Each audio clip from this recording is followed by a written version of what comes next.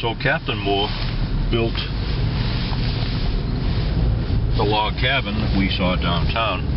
He also built the dock over by the cliff with the paintings on it.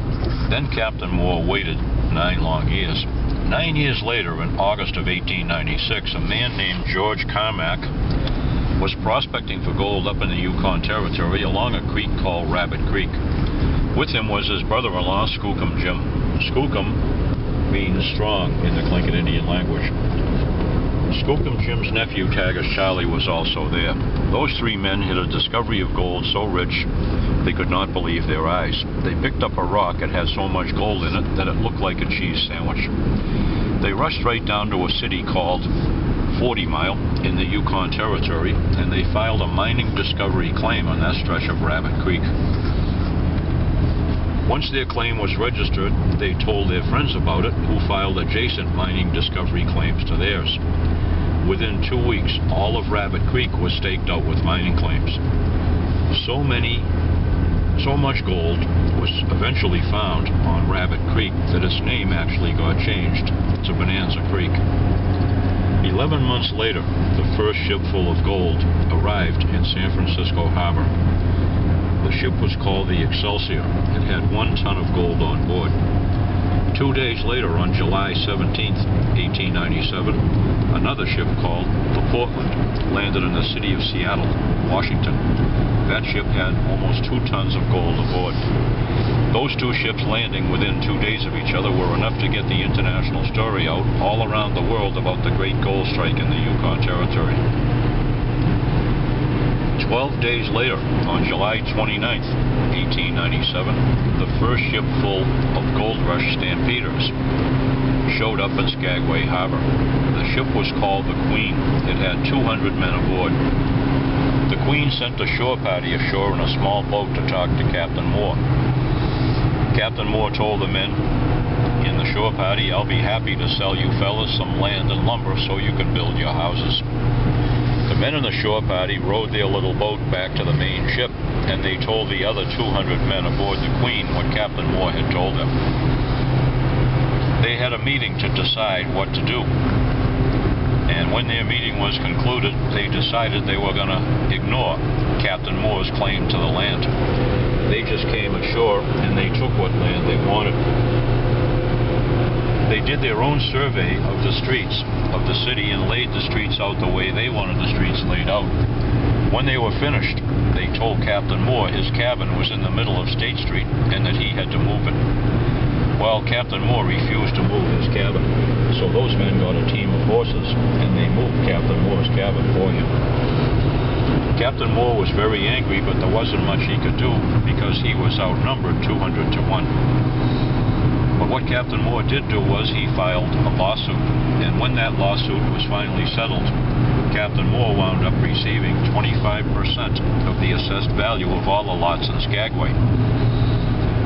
Captain Moore, when he retired, sold his dock to the railroad for $125,000 in cash and $5,000 a year for 10 years.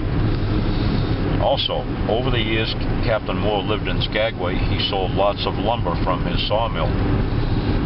Many of the Gold Rush buildings that still exist in Skagway today still have Captain Moore's lumber in them. So Captain Moore left this area a very wealthy man. He was one of the few. 100,000 people came up here for the Gold Rush. Only 30,000 made it through the passes all the way to Dawson City. Of the 30,000 who made it to Dawson City, only 15,000 actually looked for gold. The other 15,000 pursued other business interests. Of the 15,000 who made it to Dawson, only 4,000 found any gold. Of the 4,000 who found some gold, only about 400 found enough gold to be considered rich. Of the 400 who got rich, only about 25 left this area with their riches. Now, most of the 400 who lost those riches lost them by investing in other mining claims that did not pan out. But others lost their riches by investing in other types of businesses. They invested in hotels, stores, saloons, dance halls, and gambling parlors, all businesses based in wooden buildings. And wooden buildings in those days were very susceptible to fires because all the cooking and all the heating were done with wood stoves, and wood stoves are notorious for starting fires. We're going to slow down here and we're going to look for wildlife. This is my favorite spot for looking for animals, because I've seen more in this vicinity than I've seen on the rest of the tour.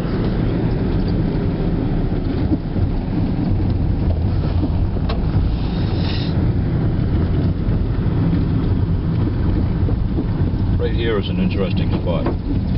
One year, I was doing a tour and a lady told me she had to see a moose because she'd never seen one before. She was dying to see one. And I said, well, only God can show us a moose, but who knows, we might see one today. And I was thinking to myself that it was unlikely we were going to see a moose because we don't see that many of them on these tours from day to day. But then we headed up the pass and we came back down and we were right over here on the left, and a moose came flying up out of the valley, jumped over the guardrail right next to that woman and ran along right beside that woman to a flat spot just up ahead of us here on the left. Then the moose walked into that flat spot and we all got out and we took pictures of him. So that was like God answered that woman's prayer right there. It was one of the most phenomenal things, probably the most phenomenal thing I've ever seen. Now, the fire suppression techniques back in the gold rush days were not very advanced. The bucket brigade was the extent of the technology. So if you had a fire in your building, you would lose your building and the merchandise inside, most likely, and there was no insurance in those days to recover your losses. So financially, you would be wiped out. Now, out of the 25 people that left this area with their riches, 3 of them were the original discoverers of the gold. George Carmack retired back to the lower 48 states, wealthy for the rest of his life. Skookum Jim retired right up the road behind us about 55 miles in a city in the Yukon Territory called Carcross. He lived there till he died of natural causes in his old age. He died a wealthy man and left a trust fund for his daughter, a trust fund for his sister Kate, and a trust fund for Indian Charities that still operates in the Yukon Territory today. Tagish Charlie, the other one of the original discoverers of the gold, also retired to Carcross. He thought retirement was boring. So to ease his boredom, he purchased a hotel up there called the Caribou Hotel. One night he was drinking in the bar in his hotel. He got a little tipsy and he slipped off the railroad bridge up there on his way home and he drowned. He was a young man, only 42 years old when he died, and he was an extremely wealthy man at the time. So those 3 men were smarter than most of the 400 men who got rich after them because they held on to their gold rush money and were wealthy for the rest of their lives. Some other men who did that you probably have heard of. One was Augustus Mack. He took his gold rush money and started up the Mack Truck Company. Another one was Sidney Grauman. He took his gold rush money and started up Grauman's Chinese Theater. That's that world-famous Chinese theater in Hollywood, California, with the movie stars' handprints and footprints in the concrete sidewalk out front. Another family that got its start with gold rush money into a very large business was the Nordstrom family of the department store fame. And another organization that got its start with gold rush era money was the Pantages Theater Company. Now let me tell you a Tlingit Indian legend I think you'll enjoy. A long, long, long time ago, a bloodthirsty giant lived in these woods. Every once in a while, it would kill one of the Tlingit people and suck the blood out of that person. 3 young braves that were brothers, decided they were going to put an end to the bloodthirsty giant's predation on their people. The older brother said, "Younger brothers, since I am the eldest, it is my duty to avenge our people and slay the bloodthirsty giant." So he headed off into the forest. A couple of weeks went by, and the 2 younger brothers never heard another word from their older brother. They were convinced that the bloodthirsty giant had killed him, and they mourned his loss. After a while, the middle brother said, "Younger brother, since I am now the eldest, it is now my duty to avenge our brother and our people and slay the giant." And off he went into the forest. Another 2 weeks went by, and the younger brother never heard another word from his middle brother. He was racked with grief now, realizing the giant had killed both of his brothers. So he mourned. But later, when his anger began to overcome his grief, the young brave decided he was going to go out in the forest and avenge his brothers and his people and slay the giant. He took his bow and arrows and his knife and headed out. On the first day, he hiked down the trail for the entire day and never saw a single sign of the giant. The second day, he arose at the crack of dawn and he hiked along the trail until nightfall, but still no sign of the giant. On the third day, he was hiking along the trail about 3 hours when he noticed a large shadow descend on him from behind. Before he could turn around to see what cast that shadow, he felt a thump on his head and he was knocked unconscious. When he woke up, he was being bounced around inside of a large leather bag, and he was sure that he was inside the game bag of the bloodthirsty giant. He reached over to his shoulder, and sure enough, his bow and arrows were there. He reached down to his belt, and his trusty knife was there. He took his knife out and sliced a hole in the bottom of the leather bag. He slipped out onto the trail behind the bloodthirsty giant.